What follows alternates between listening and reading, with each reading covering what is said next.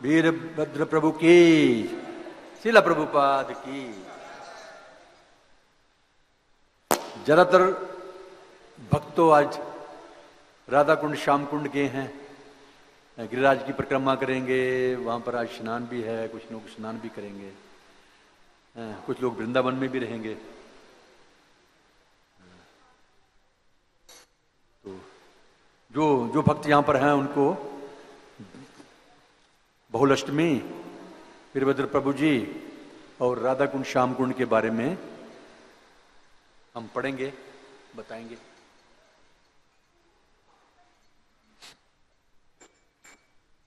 तो पहले हम एक आधा सा भजन, आधा पूरा नहीं गाएंगे, आधा भजन गाएंगे। उसके बाद जय राधा माधव और वीरभद्र प्रभु जी के बारे में पढ़ेंगे। उसके बाद फिर राधा कुंड जी के बारे में पढ़ेंगे। नमः ओम विष्णुपदाय कृष्णपृष्ठाय भूतले श्रीमते भक्ति वेदांत स्वामी इति नामिने नमः।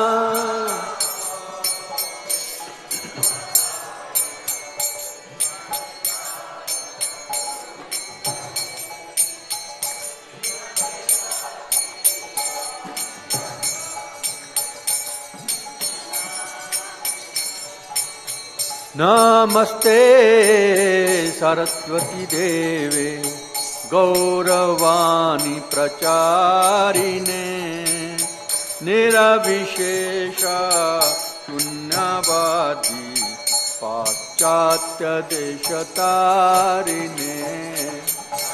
नमस्ते सरस्वती देवे गौरवाणी प्रचारिणे निरविशेष शून्यवादी पाश्चात्य देश।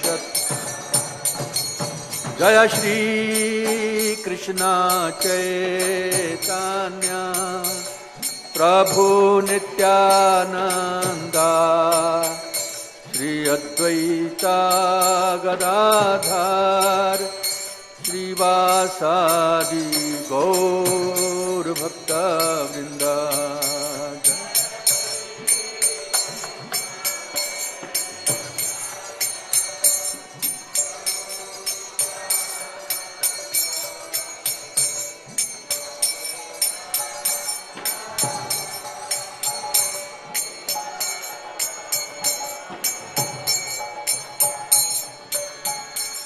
जय श्री कृष्ण चैतन्य प्रभु नित्यानंदा श्री अद्वैता गदाधर श्रीवासादि गौर भक्त वृंदा।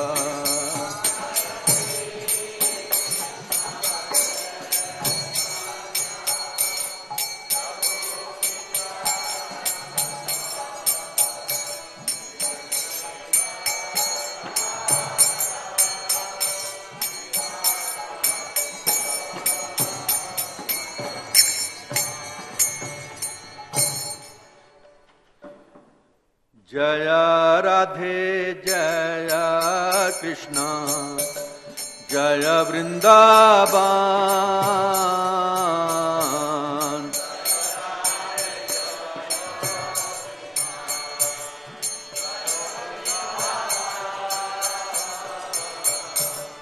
जय राधे जय कृष्ण जय वृंदावन।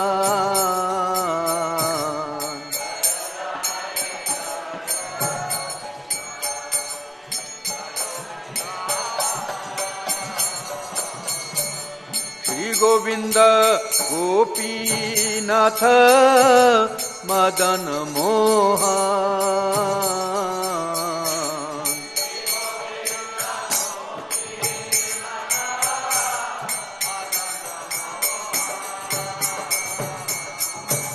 श्री गोविंद गोपीनाथ नाथ मदन मोहन।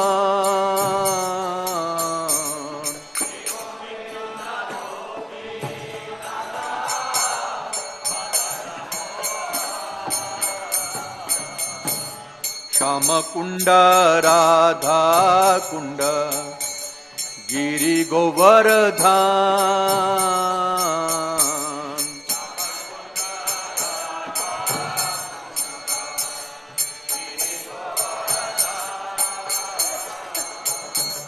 श्याम कुंड राधा कुंड गिरि गोवर्धन।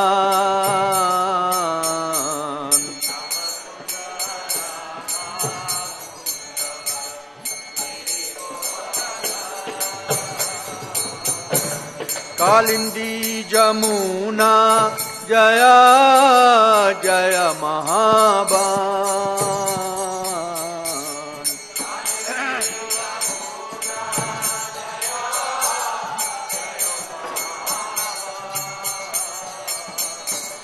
केसी घाट बंसी बट द्वादश कानन।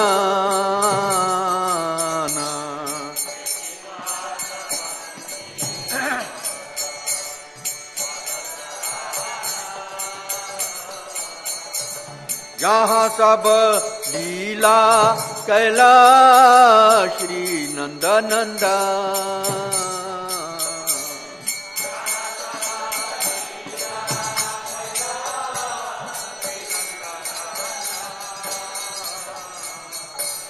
जय राधे जय कृष्ण जय वृंदावन।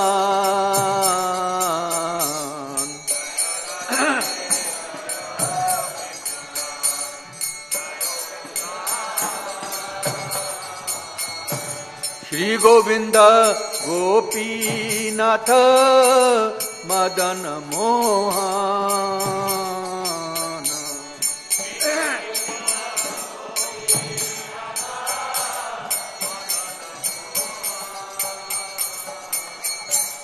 श्याम कुंड राधा कुंड गिरि गोवर्धन।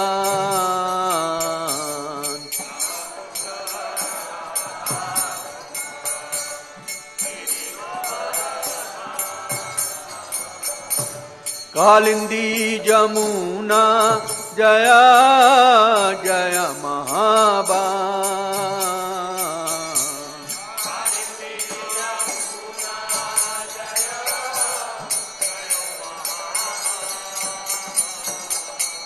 जय राधे जय राधे जय राधे जय श्री राधे।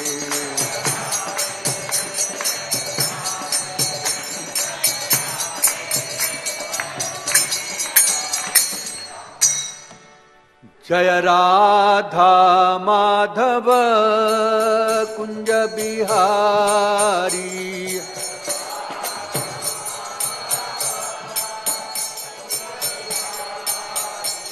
जय राधा माधव कुंज बिहारी।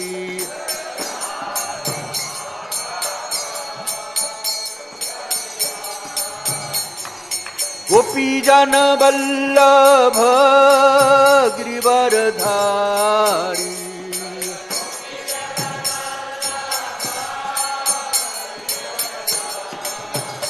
जय गोपी जन वल्लभ गिरिवरधारी।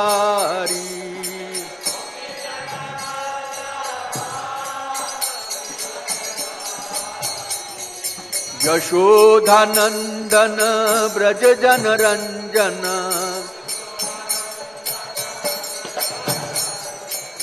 यशोधानंदन ब्रज जन रंजन।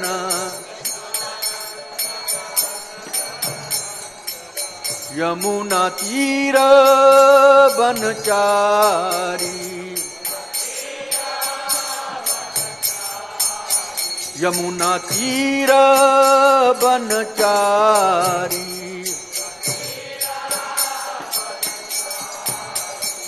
जय राधा माधव कुंज बिहारी।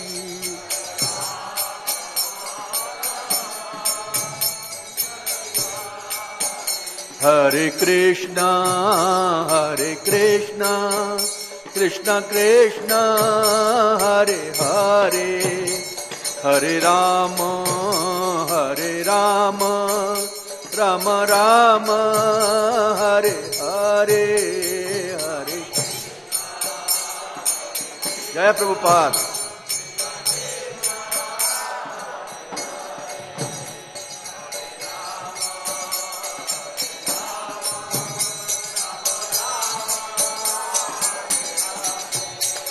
हरे कृष्णा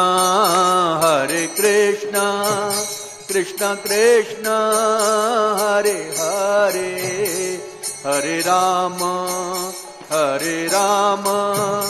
राम राम हरे हरे हरे।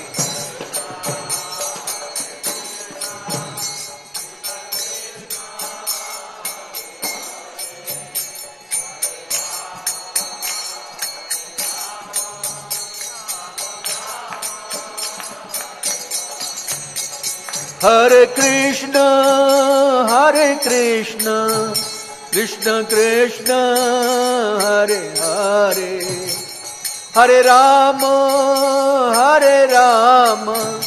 राम राम हरे हरे।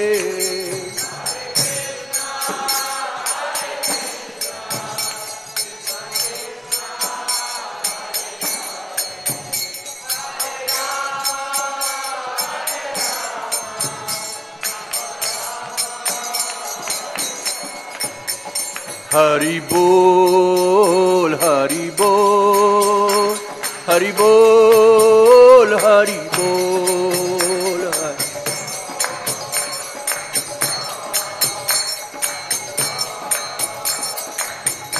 निताई गौर हरि बोल हरि बोल हरि बोल हरि बोल।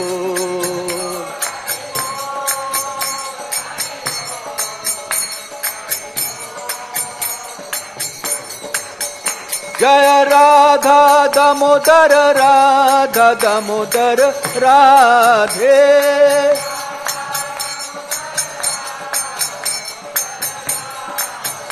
जय यशोदा दामोदर जय यशोदा दामोदर यशोदा दामोदर जय यशोदा दामोदर।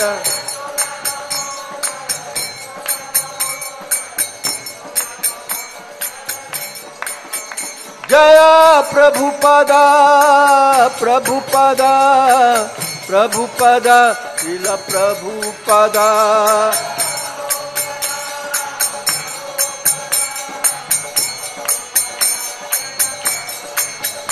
प्रभुपाद प्रभुपाद प्रभुपाद जय प्रभुपाद।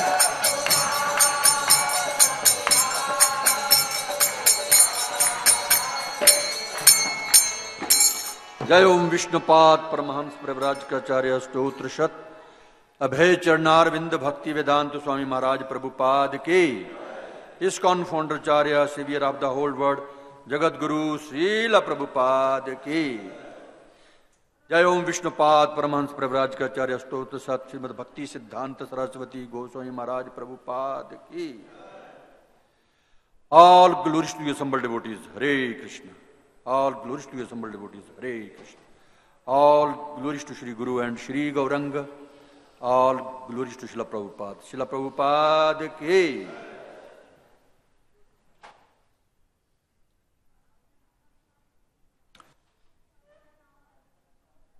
हरि बोल। बातें बंद। देखिए ऐसा होता है जब भी माताएं फूल बनाती हैं या किचन में भगवान के लिए प्रसाद बनाती हैं तो उस समय मुंह पे पट्टी बांधनी चाहिए। क्यों? क्योंकि वो भगवान के लिए फूल बन रहे हैं, भगवान के लिए प्रसाद बन रहा है, तो मुंह से थूक निकलता है। बातें करते हैं तो कोई भी ऐसा आदमी नहीं है जिसके मुंह से थूक नहीं निकलता है।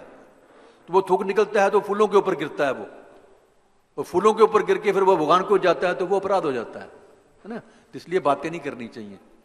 मन मन में भगवान के नाम का स्मरण करो या सुनो।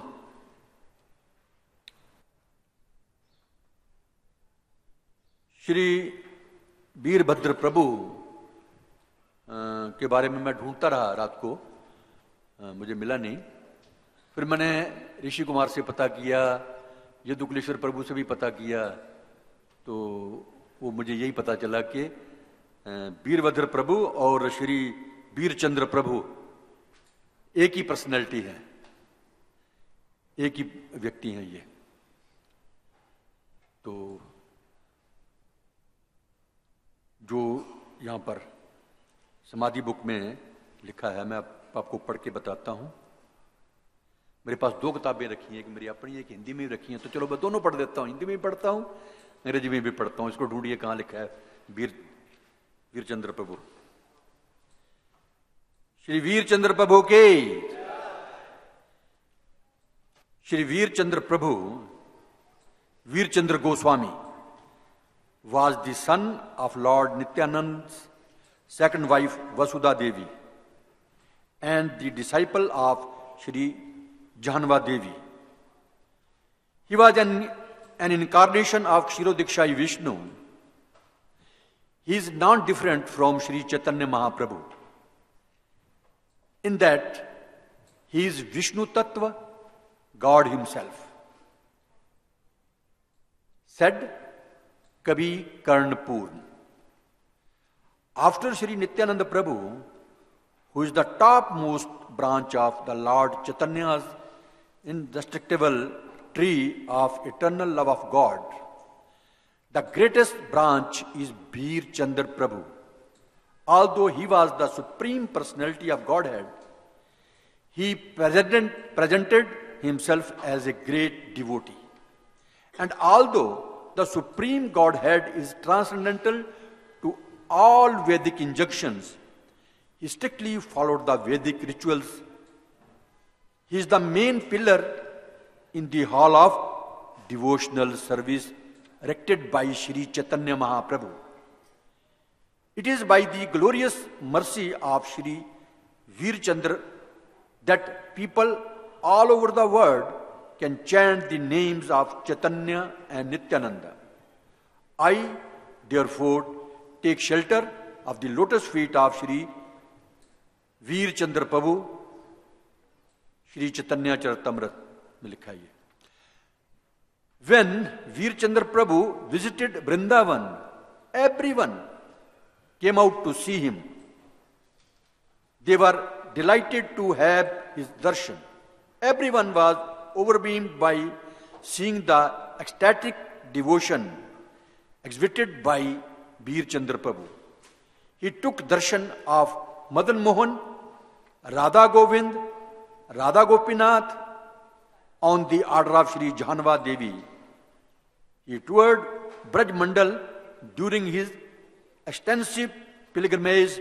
He showed many amazing and wonderful manifestations of divine love. Bhakti Ratnakar. His Pushp Samadhi is in the 64 Samadhis area. अभी हिंदी में भी पढ़ देता हूं, क्योंकि ये भी किताब मेरे सामने दी है मुझे भी। श्री वीर चंद्र प्रभु की जय। श्री वीर चंद्र प्रभु, जो कि वीरचंद्र गोस्वामी भी हैं, नित्यानंद प्रभु की दूसरी पत्नी वसुधा देवी के पुत्र तथा जाह्नवा देवी के शिष्य थे। कभी कर्णपूर्ण के कथनानुसार वे क्षीरोदीक्षाई विष्णु के अवतार थे। वे विष्णु तत्व अर्थात स्वयं भगवान होने के कारण श्री चैतन्य महाप्रभु से अभिन्न हैं। भगवान के अवतार हैं ये भी, क्षीरोदीक्षाई विष्णु के। चैतन्य महाप्रभु के सनातन भगवत प्रेम रूप अनश्वर वृक्ष की उच्चतम शाखा श्री नित्यानंद प्रभु के पश्चात सबसे बृहद शाखा वीरचंद्र प्रभु हैं। यद्यपि वे पूर्ण पुरुषोत्तम भगवान थे, उन्होंने स्वयं को एक भक्त के रूप में प्रस्तुत किया।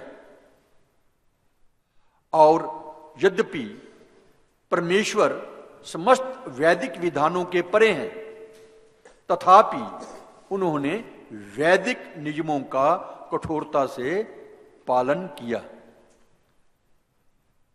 रूप गोस्वामी भी उपदेशामृत में यही कहते हैं कि अगर हमने ठीक ठाक भक्त बनना है, महात्मा बनना है, तो वैदिक विधि विधानों का कठोरता से हमें पालन करना चाहिए। ये नहीं है कि कुछ नियम छोड़ दो, कुछ नियम नहीं, कठोरता से नियम पालन करने हैं। वे श्री चैतन्य महाप्रभु द्वारा निर्मित भक्ति भवन के प्रमुख स्तंभ हैं। श्री वीरचंद्र की अपार कृपा द्वारा ही विश्व भर के लोग चैतन्य एवं नित्यानंद के नामों का कीर्तन कर सकते हैं। अतएव मैं वीरचंद्र प्रभु के पद कमलों की शरण ग्रहण करता हूं। जब वीरचंद्र प्रभु ने वृंदावन में शुभागमन किया, तब समस्त जन उनके दर्शनार्थ आए। वे उनके दर्शन पाकर हर्षोत्फुल्ल हो गए। वीरचंद्र प्रभु द्वारा परिव्यक्त व्यक्ति के दर्शन कर प्रत्येक व्यक्ति भाव विह्वल हो उठा। उन्होंने श्री मदन मोहन, श्री राधा गोविंद तथा श्री राधा गोपीनाथ के दर्शन किए। श्री जहानवा देवी की आज्ञा पर उन्होंने ब्रजमंडल की यात्रा की। अपनी विस्तृत तीर्थ यात्रा के उपरांत उन्होंने दिव्य प्रेम की अनेक अद्भुत एवं विस्मयकर अभिव्यक्तियां प्रदर्शित की। भक्ति रत्नाकर से ये रेफरेंस है। ये उनकी पुष्प समाधि 64 समाधि पीठ में है। श्री वीरचंद्र प्रभु के।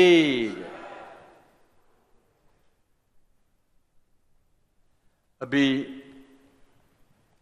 क्योंकि आज बहुलाष्टमी भी है, तो बहुलाष्टमी के बारे में भी पढ़ेंगे। उसके बाद राधा कुंड आविर्भाव प्राकट्य दिवस के बारे में भी हम पढ़ेंगे। अपीयरेंस या राधा कुंड की। वैसे राधा कुंड श्याम कुंड एक ही दिन में अपीयर हुए हैं। ऐसा बताया गया, शायद 48 मिनट लगे थे या कितने लगे थे। राधा कुंड को जब चूड़ियों से खोदा गया था, तो कंगनों से। तो पहले हम बहुलाष्टमी के बारे में पढ़ेंगे।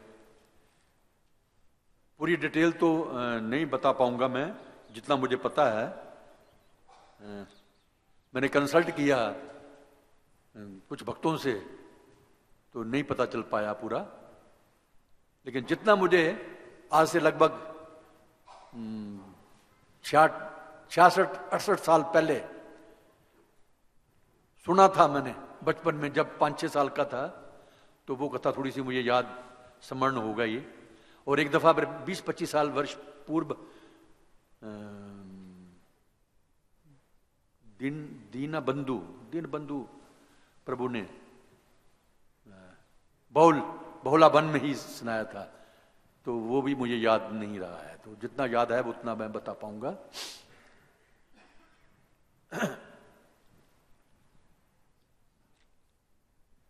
बहुलाष्टमी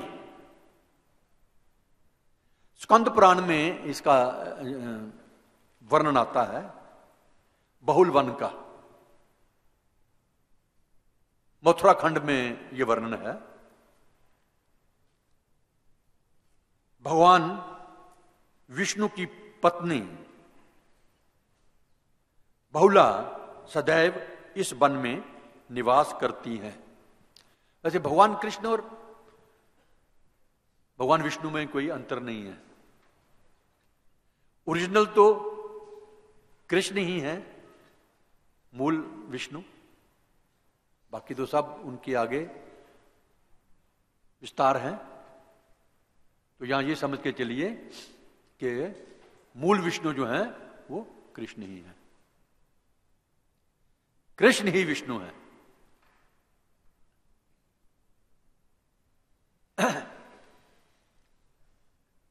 ये मैं क्यों कह रहा हूं, ये इस पे थोड़ा ध्यान देना पड़ेगा आपको। ये बात मैंने ये क्यों कही। सुकंद पुराण में मथुरा खंड में कहा गया है कि भगवान विष्णु की पत्नी बहुला सदैव इस वन में निवास करती हैं। श्री श्री राधा पार्थ सारथी की जय, गौर निताई की जय, यशोदा दामोदर भगवान की जय, सीताराम लक्ष्मण हनुमान जी की जय।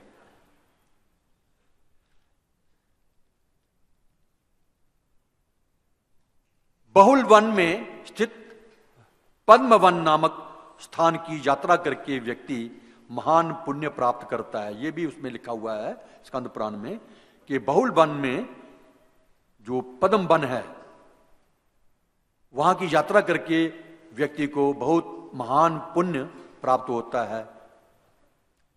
ये श्लोक 368 मथुरा महात्म्य स्कंद पुराण।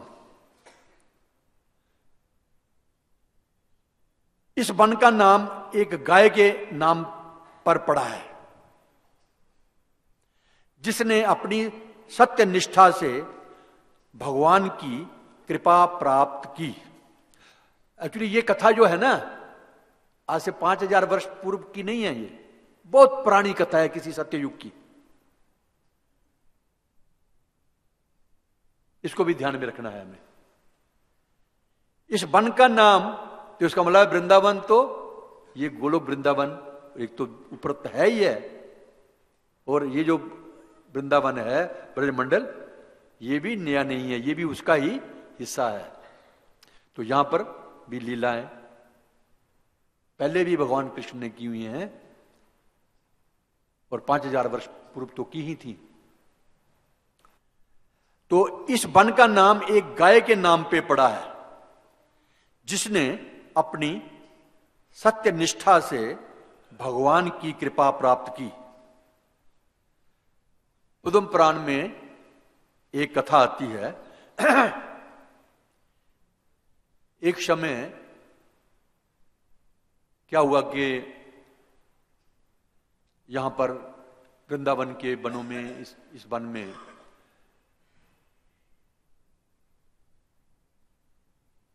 एक गाय जिसका भी नया नया बछड़ा हुआ था, छोटा बच्चा था उसका भी, थोड़े दिन का रहा होगा, अपने झुंड में वहां पर घास चर रही थी वो। तो जो छोटा बछड़ा था वो तो पीछे रह गया झुंड में ही, लेकिन जो ये बहुला गाय है ये घास चरती चरती चरती, क्योंकि घास काफी हरा हरा घास था, आगे निकल गई और जब काफी दूर निकल गई तो वहां पर एक शेर अम्बुश लगा के बैठा था, घात लगा के बैठा था कि कोई जानवर आए मैं उसको खाऊं। तो जब शेर की पकड़ में बिल्कुल आमने सामने गाय जब आ गई तो शेर बिल्कुल उसके सामने आ गया, अभी मैं तुम्हें खा जाऊंगा।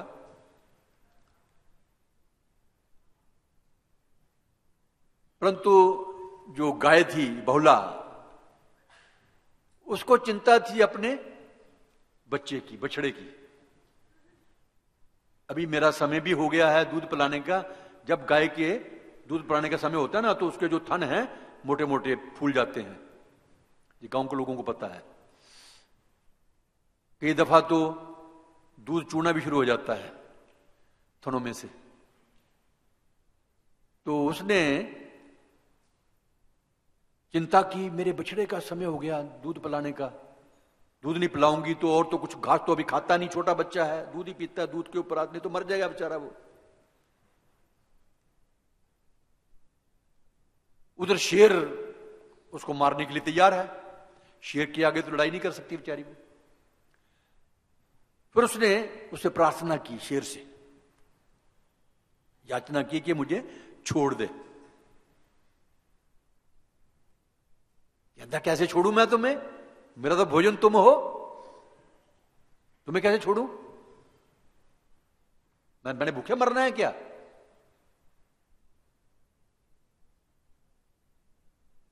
फिर बहुला ने फिर प्रार्थना की, देखो मेरे पर कृपा करो, मैं बिल्कुल सच बोल रही हूं, मैं अपने, मेरा छोटा सा बच्चा है बेचारा, दूध नहीं पिलाऊंगी तो मर जाएगा, वो घास वो खा नहीं सकता है, तो कम से कम एक बारी तो दूध पिला करके मैं फिर दोबारा वापस आ जाऊंगी, फिर उसके बाद तुम बेशक मुझे खा लेना।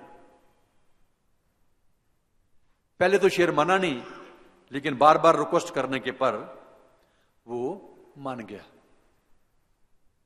अच्छा, इससे यह भी पता चलता है कि गोलोक धाम में जितने भी पशु पक्षी हैं ना, वो पशु पक्षियों की भी जबान बोलते हैं, और जिसको आम आदमी समझ सके वो भी जबान वो जानते हैं, एक दूसरे की जबान वो बोली को समझते हैं। वो आजकल कलयुग में ऐसा नहीं है, लेकिन गोलोक धाम में ऐसा है, और वृंदावन में भी उस समय ऐसा हुआ है।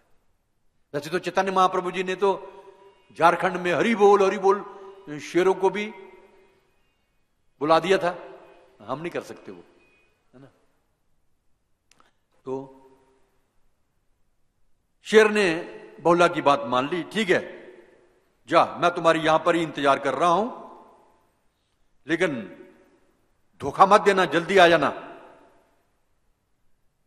बहुला बेचारी खुश होकर के, प्रसन्न होकर के भागती भागती वो अपने झुंड में गई, और वहां जाकर के उसने अपने बछड़े को दूध पिलाया,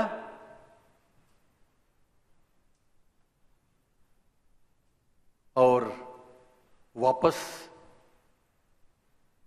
जहां शेर उसको मिला था, पदमबन, बहुला बन, पदमबन, वहां पर वापस आ गई। वो पर्टिकुलर जगह का नाम पदमबन, वैसे पूरे का नाम है बहुला बन। वहां आ गई तो बोला, ठीक है मैं अपने वायदे के अनुसार वापस आ गई हूं, अभी तुम्हें खाना है तो खा लो भैया। पहले तो शेर ने डराया उसको, अपने जैसे गरजता ना शेर करके डराया उसको, फिर डर जाए ये, तो वो बेचारी डरती थोड़ी थी, वो गाय नहीं डरती थी, और बिल्कुल शांत होके खड़ी हो गई, खा लो। तो जो शेर था उसने अपना असली रूप प्रकट कर दिया। तब वहां पर पता चला ये तो धर्मराज हैं, ये परीक्षा लेने के लिए आए थे।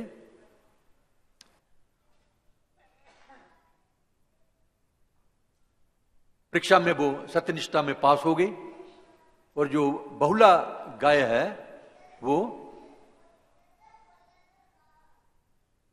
पृथ्वी माता ही है और कोई नहीं है।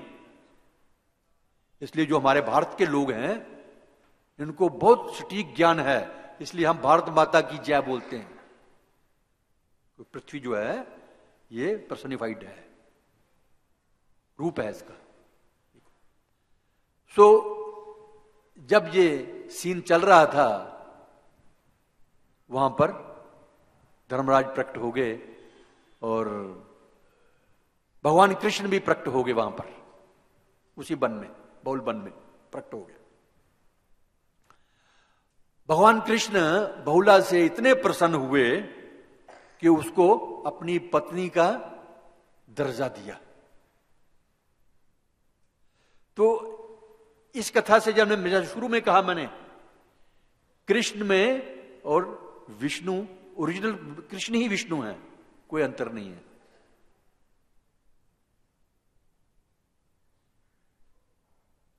कैसे पहले लिखा स्कंद पुराण में, बहुला विष्णु की पत्नी बहुला, है ना, और यहां पर भगवान कृष्ण ने अपनी पत्नी का दर्जा दिया उसको। ये बातें देखने वाली होती हैं। जब तक भक्ति शास्त्री ने की थी ना, तो मुझे भी नहीं पता चलता था। ये सिखाया कि एक एक लाइन का क्या क्या अर्थ है। विचित्र कृष्ण प्रभु ने बहुत अच्छा समझाया उन्होंने, तो उससे पता चलता है कि ऊपर की लाइन का और नीचे लाइन का क्या लिंक है, ये याद रखना होता है। ये लीला कार्तिक शुक्ल पक्ष अष्टमी के दिन हुई थी, जो आज का ही दिन है। यह दिन बहुलाष्टमी के नाम से विख्यात है। इस दिन राधा कुंड आविर्भाव दिवस भी मनाया जाता है। इसी दिन राधा कुंड का आविर्भाव भी आज के दिन हुआ था, बहुलाष्टमी के दिन। और ये कथा जो बहुला गाय की, ये भी आज के दिन हुई थी। इसी दिन अर्धरात्रि के समय हजारों तीर्थयात्री राधा कुंड में स्नान करते हैं और ऐसा माना जाता है कि ऐसा करने से शीघ्र कृष्ण प्रेम प्राप्त हो जाता है। कृष्ण बलराम अपनी गायों को चराने के लिए इस बहुल वन में आया करते थे। अपनी ब्रज यात्रा के दौरान श्री चैतन्य महाप्रभु जी ने यहीं पशुओं पक्षियों के साथ मधुर मधुर भावनाओं के साथ आदान प्रदान किया था। वे सब जानते थे कि महाप्रभु के रूप में उनके श्याम सुंदर ही वृंदावन में अभी आए हुए हैं, पधारे हुए हैं।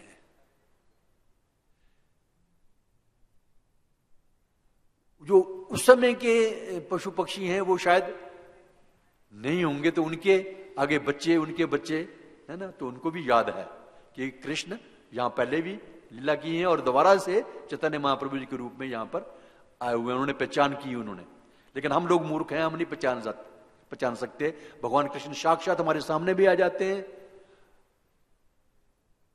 हम नहीं पहचान पाते। अभी जानंती मां मूढ़ा। वे सब जानते थे कि महाप्रभु के रूप में उनके श्याम सुंदर ही वृंदावन लौट कर आए हैं। महाप्रभु को देखकर घास चरती गायों के झुंड उच्च स्वर में रंभाने लगे। मां ऐसे बोलते ना, ऐसे रंभाने लगे। उन्हें अपनी ओर आता देखकर महाप्रभु प्रेम की तरंगों में स्तब्ध रह गए और गायें अत्यंत स्नेह पूर्वक महाप्रभु के शरीर को चाटने लगी। ये प्रेम का आदान प्रदान है।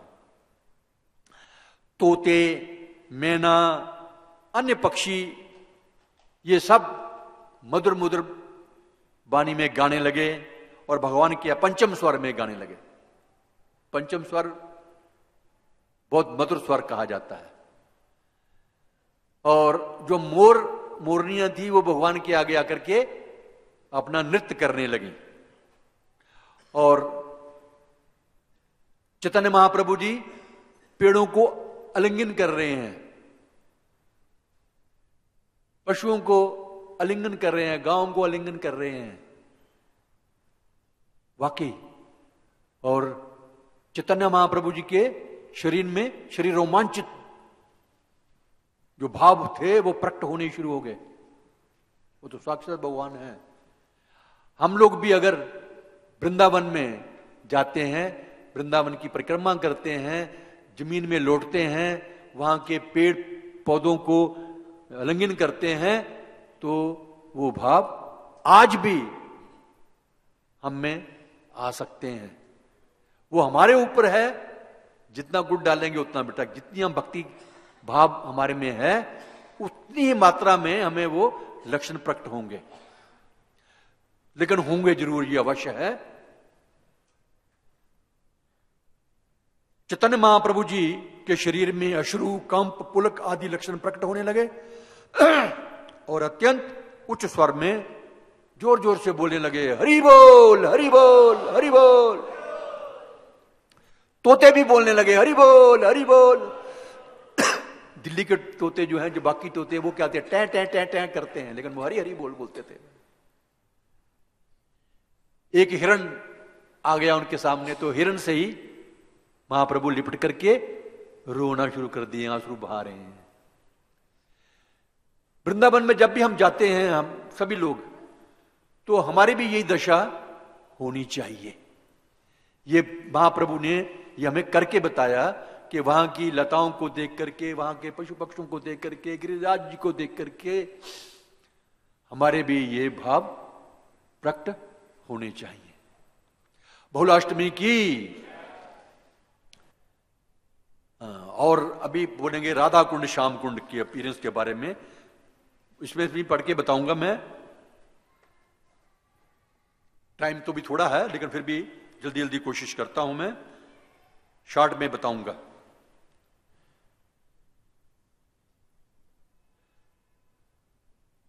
यथा राधा प्रिया विष्णु तस्या कुंड प्रियम तथा सर्व गोपीषु सेविका विष्णोर अत्यंत बल्लभा। दो आदमी पढ़ सकते हैं, एक बार मैं और पढ़ूंगा, दो भक्त पढ़ सकते हैं, एक लेडीज की तरफ से एक माता जी की तरफ से, उसके बाद फिर मैं आगे पढ़ूंगा, नहीं तो फिर टाइम हो जाएगा फटाफट। बोलिए।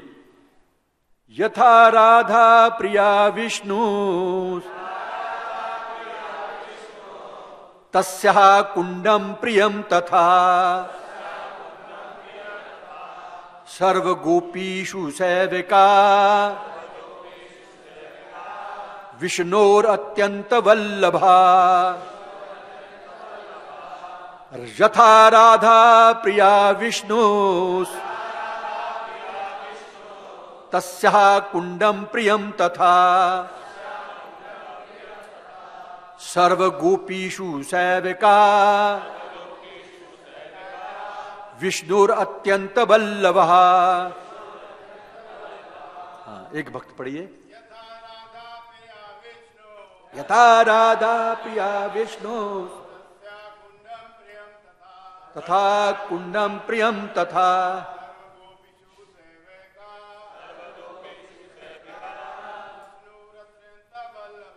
विष्णुर अत्यंत वल्लभा। एक माता जी कोई पढ़े।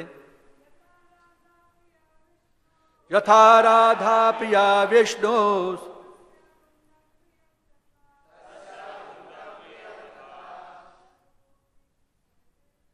सर्व गोपीषु सेविका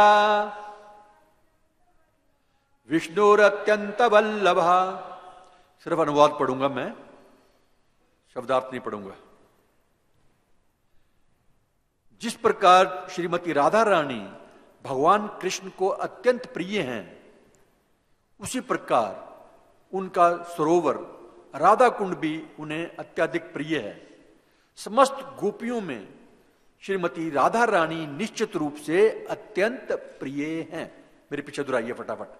जिस प्रकार श्रीमती राधा रानी भगवान कृष्ण को अत्यंत प्रिय हैं, उसी प्रकार उनका सरोवर राधा कुंड भी उन्हें अत्यधिक प्रिय है। समस्त गोपियों में श्रीमती राधा रानी निश्चित रूप से अत्यंत प्रिय हैं। इस कुंड में भगवान कृष्ण तथा श्रीमती राधा रानी नित्य प्रति जल विहार करते थे और अभी भी करते हैं, और उसके तट पर रास नृत्य करते थे। जो कोई भी, अभी प्रश्न मत करना, प्रश्न बाद में, जो कोई भी इस कुंड में एक बार भी स्नान करता है, उसे भगवान कृष्ण श्रीमती राधा रानी जैसा ही प्रेम प्रदान करते हैं।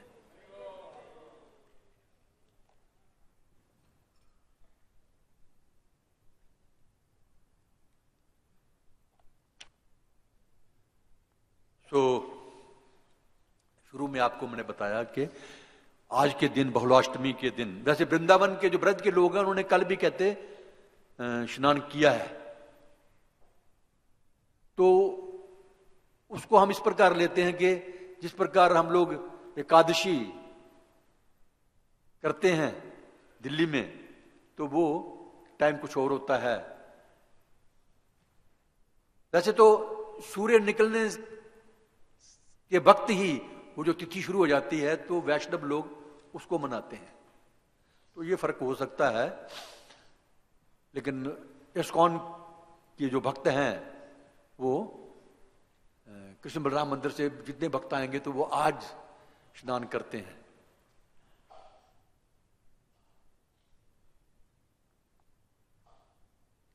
क्या हुआ था कि पूरी कहानी कथा तो नहीं सुना पाएंगे।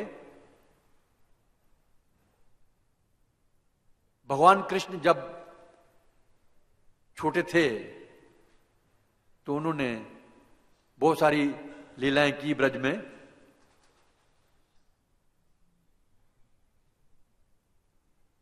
एक बार उन्होंने एक असुर जो बैल का रूप धारण करके आया था, अरिष्टासुर, अभी भी उसके नाम पे एक गांव है, अरिट अरिट अरिट नाम ऐसा गांव है वहां पर, अरिट है, अरिट अरिट।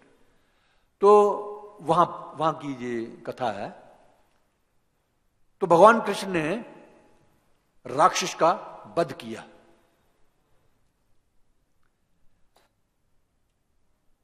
अभी भगवान कृष्ण तो राधा रानी के बिना रह नहीं सकते, गोपियों के बिना रह नहीं सकते, तो वो उनसे मिलने के लिए गए। रोज ही मिलते हैं, कोई ना कोई लीला करते हैं, तो आज भी एक नई लीला होनी थी। लेकिन गोपियों ने कहा नहीं नहीं, दूर दूर दूर दूर दूर, हमारे पास मत आओ। क्यों नहीं आए? तुमने इतना बड़ा पाप किया है, हमें छू के हमें भी पापी बनाओगे? क्या पाप किया है? तुमने बैल को मार दिया।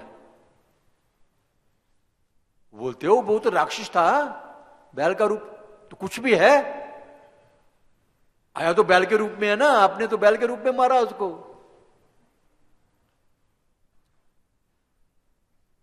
तो तुम हमारे साथ छू नहीं सकते, हमें सेग्रीगेट कर दिया आपको, अलग से रहो। तो फिर इसका उपाय, ठीक है, नहाओ आप।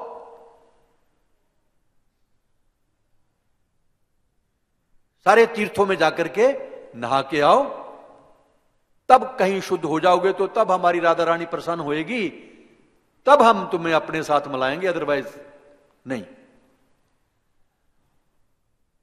भगवान कृष्ण तो अभी व्रत छोड़ के जाना नहीं चाह रहे थे कहीं भी। अरिष्टासुर ने जो पांव मार मार के खड्डे किए थे, अरिष्टासुर एक्चुअली अभिमान का, कोई भी जितने भी असुर हुए ना, वो किसी ना किसी बुराई का प्रतीक रहे हैं। तो अरिष्टासुर भी दंभ अभिमान का प्रतीक है। ये ज्यादा दंभ और अभिमान नहीं करना चाहिए। जहां अभी ऋषि कुमार से मेरी बात हो रही थी, भक्तों को एक दूसरे का अपमान, ये भी अरिष्टासुर के लक्षण है।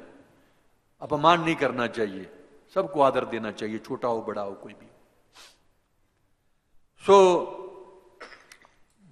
पांव से उसने अपने खुरों से जो खड्डे खोदे थे, वहां पर ही भगवान कृष्ण ने अपनी एड़ी से वहां पर श्याम कुंड का निर्माण किया। और सारे तीर्थ जो नदियां थीं, उनका आह्वान करके सबको बुला लिया वहां पर। गंगा, जमुना, सरस्वती, कबेरी, जितने भी पवित्र नदियां हैं, यहां तक ये क्षीर सागर, वो भी वहां पर प्रकट हो गए। तब भगवान ने वहां पर स्नान किया।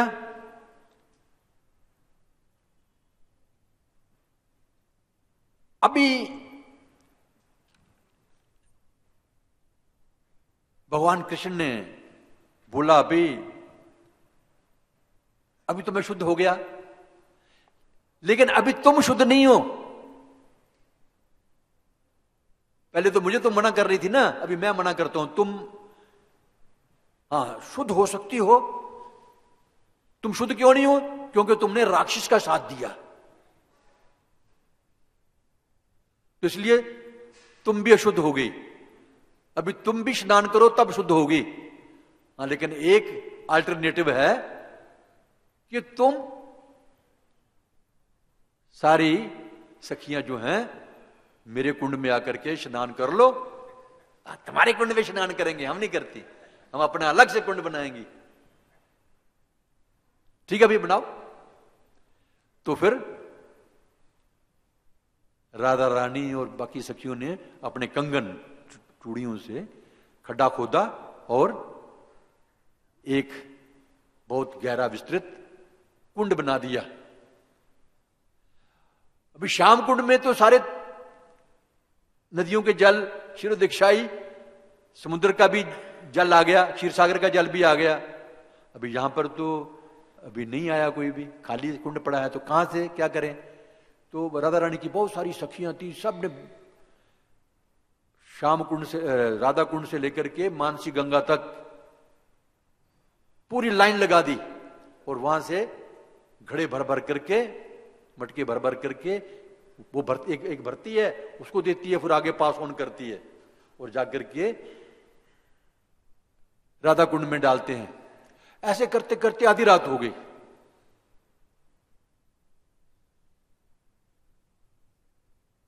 थक भी गए सारे बेचारियां, थक गई। भगवान कृष्ण को दया आ गई, भगवान बड़े दयालु है ना। वैसे तो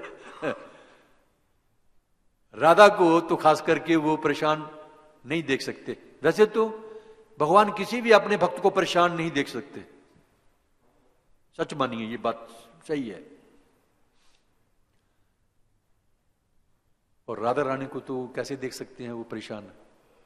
तो उन्होंने जो तीर्थ नदियां थी उनको इशारा किया, भैया उधर थोड़ा, तो वो समझ गए, इशारा ही समझ गए, भगवान का तो इशारा ही होता है। तो सारे तीर्थ जाके राधा रानी को बोलने लगे कि हम आपके कुंड में आ जाएं। पहले तो राधा रानी कोई नाक में चढ़ा रही है, तो अभी जरूरत भी है उसको। तीर्थ बोलते हैं नहीं नहीं, आप हम पर कृपा करो, हमें अपने कुंड में आने दोगे तो हमारा जीवन भी सफल होगा, नहीं तो हमारा जीवन तो व्यर्थ ही है, आप कृपा नहीं करोगी तो। राधा ने बोला ठीक है, राधा रानी बोलती ठीक है, ओके आ जाइए। मान गई राधा रानी, और सारे जो नदियां थी वो तो उफान मार करके, बांध तोड़ करके, थोड़ा फर्क है, उधर सामने श्याम कुंड है और साथ में बीच में दीवार है। तो उस समय दीवार नहीं रही होगी ना, उसमें तो वैसी पृथ्वी थी, तो तोड़ करके अंदर पानी आ गया सारे का सारा उधर भी। तो दोनों कुंड पूरी तरह से फुल हो गए, और वहां पर राधा रानी के साथ और गोपियों ने स्नान किया। तब भगवान कृष्ण ने कहा कि हे राधे, तेरा जो राधा कुंड है इसकी महिमा बहुत होगी, मेरे कुंड से भी ज्यादा राधा कुंड की महिमा जो होएगी, और जो भी इस कुंड में स्नान करेगा, आपकी तो कृपा उस पर फुल्लम फुल होगी, और जिस पर आपकी कृपा हो गई, राधा रानी की कृपा हो गई, तो कृष्ण तो कृपा किए बिना रह ही नहीं सकते, वो तो अवश्य करनी ही पड़ेगी कृष्ण को कृपा। ये उन्होंने वरदान दिया राधा कुंड को। तो उसी समय भगवान ने प्रसन्नचित गोपियों के सम्मुख को सामने घोषणा की कि श्रीमती राधा रानी के कुंड और उनके कुंड से अधिक उनके मतलब श्याम कुंड से ज्यादा विख्यात होगा। अभी भी देखते हैं ना, तो श्याम कुंड में जाओ तो कम लोग स्नान करते हैं, अब ना के बराबर है, और राधा कुंड में तो सब लोग स्नान करते हैं। लेकिन तरीका यह है कि पहले श्याम कुंड में स्नान कीजिए, उसके बाद राधा कुंड में स्नान कीजिए। तो वैसे तो राधा कुंड श्याम कुंड का एक ही जल है, दोनों में एक में कर दिए तब भी काम बन जाएगा हमारा। भगवान ने यह भी कहा कि हम सदा यहां पर लीलाएं करेंगे।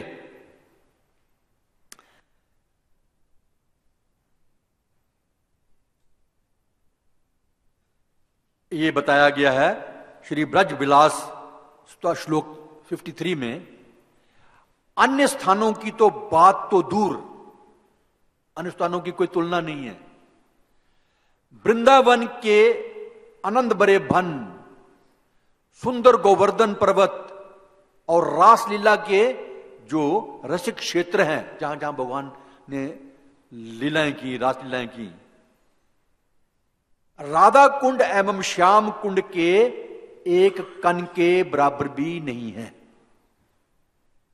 इतनी महानता है राधा कुंड की कि बड़े से बड़े तीर्थ और उनकी तो तुलना ही कोई नहीं है। वृंदावन और गिरिराज की भी तुलना राधा कुंड से नहीं हो सकती, एक कण के बराबर भी नहीं।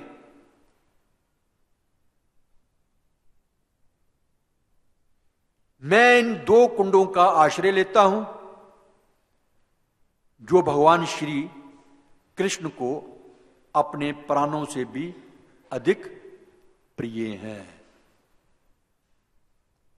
ये जो श्याम कुंड, राधा कुंड जो हैं, ये भगवान कृष्ण कह रहे हैं, भगवान कृष्ण के को भी प्राणों से प्रिय हैं और जो भगवान के भक्त हैं उनको भी अति प्रिय हैं। और जैसे शुरू में चैतन्य चरितामृत में पढ़ा, और ये दिन कौन सा था? आज का दिन था, बहुल अष्टमी। ये दोनों लीलाएं आज के दिन हुई हैं। जो कोई इस कुंड में एक बार भी स्नान करता है उसे भगवान कृष्ण श्रीमती राधा रानी जैसा ही प्रेम प्रदान करते हैं, उतना ही प्रेम करेंगे। ये चैतन्य चरितामृत कह रही है। रूप गोस्वामी ने भी अपने उपदेशामृत में इसी बात का जिक्र किया हुआ है। लेकिन कुछ प्रश्न करते हैं भक्त कि हमें राधा कुंड, श्याम कुंड में स्नान करना चाहिए कि नहीं करना चाहिए। यह भी एक प्रश्न है। कई दिनों से लोग, अभी भी सवेरे भी मुझे एक भक्त पूछ रहे थे। तो इसका उत्तर तो यही है, हमें आचार्यों की बात भी माननी है, ग्रंथों की बात भी माननी है, चैतन्य चरितामृत की बात भी माननी है, रूप गोस्वामी की बात माननी है। उन्होंने तो स्पष्ट कहा कि स्नान करना चाहिए, केवल बाल्टी लेकर के स्नान नहीं करना है। स्नान का मतलब है पूरा अंदर जल में। लेकिन वहां पर हमें उछल कूद नहीं मचानी है, जैसे बाकी नदियों में जाकर के हम जोर से छलांग लगाते हैं ऊंची जगह से और फिर तैरते हैं, खूब खेल खेलते हैं, वैसा नहीं करना है।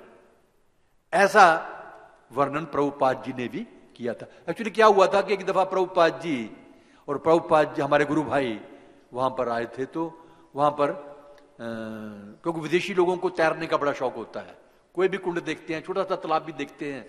ये मायापुर में भी एक हम गए थे तो वहां नीचे बड़े बड़े पत्थर थे और विदेशियों ने छलांग लगाई और 2-3 आदमी का सिर फट गया था पूरा। तो उनको नहाने का बड़ा शौक है, चाहे सिर फट जाए।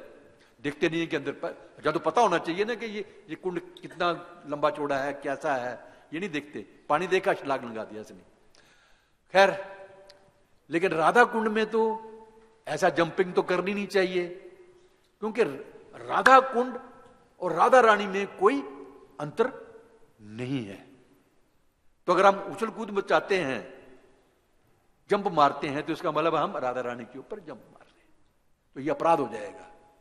लेकिन साथ में ये भी कहा है कि भाई स्नान करना चाहिए। तो स्नान का मतलब पहले प्रणाम कीजिए और उसके बाद परमिशन लेकर के स्नान कीजिए, पूरा पूरा पांव से लेकर के सिर तक। दूसरी बात यह है कि अपने गुरु का भी कहना मानना चाहिए। अभी मेरे लिए तो कोई रिस्ट्रिक्शन नहीं है, मुझे तो साफ आर्डर है चैतन्य चरितमृत में भी और प्रभुपाद जी का भी। लेकिन जिनके गुरु कहते नहीं ऐसा करना चाहिए, हमें स्नान नहीं करना चाहिए, तो अपने गुरु का कहना मानिए। ठीक है ना? तो दोनों बातें हैं, ये स्पष्ट है, अपने गुरु का भी कहना मानना है। जैसे गोपाल सिंह महाराज, उन्होंने एक दफा कहा था कि हमें अंदर स्नान नहीं करना है, तो तब से बहुत सारे शिष्यों के मन में कुछ भ्रम है। तो ये बात या तो गोपाल सिंह महाराज से डायरेक्ट आप पूछिए कि हमें क्या करना चाहिए, स्नान करना चाहिए कि नहीं करना चाहिए। तो जो वो आज्ञा देते हैं उसका हमें पालन करना है। ठीक है नहीं? तो ये दोनों आपकी बातों का जवाब, उत्तर जो है ये है। वैसे तो ग्रंथ बोल रहे हैं कि स्नान करना चाहिए, प्रभुपाद जी ने भी नहीं मना किया, लेकिन आपके गुरु कहते हैं कि नहीं ऐसा करना चाहिए, तो उनका भी कहना मानना है। अगर अब उनका कहना नहीं मानते हैं तो वो भी गुरु का अपराध हो जाता है ना? तो अगर फिर भी अगर कोई शक है तो आप डायरेक्ट कभी महाराज से पूछ लीजिए, वो आपको बहुत बढ़िया गाइडेंस दे देंगे। वैसे असल में उनका भी भाव यही है, महाराज जहां तक मैं समझता हूं उनका भाव भी यही है कि अपराध ना करें हम राधा कुंड के प्रति, इसलिए वो शायद उस समय बोला होगा कि आप स्नान मत कीजिए, अलग से पानी लेकर के या छिड़क लीजिए पानी ऊपर। तो ये भावना उनकी रही है। ठीक है? राधा कुंड श्याम कुंड keys, Bahulashtami keys, Radha Rani keys, बोल प्रेमानंदी हरि।